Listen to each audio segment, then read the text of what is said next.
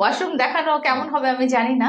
ওয়াশরুমে মামুনের টুথব্রাশ গুলো রয়ে গেছে, মামুনের আফটার শেভ, মামুনের পারফিউম, মামুন এই এটা দেয়, এই সিরামটা দেয় ওর চুলে 1 বছরে, এগুলো সব এখানেই রয়ে গেছে, কিছু যায় নাই। এই যে ওর ওর আফটার শেভ লোশন, এই যে এগুলো ওর টুথব্রাশ, এমনকি এই যে ও কিন্তু গহনাগাটি পরে, মানে রিং টিং পরে, এগুলো সব ওর, এগুলো এখন ওর হাতের ব্রেসলেটটা, এগুলো সব বাসায় রয়ে গেছে, কিছুই ফেলিনি।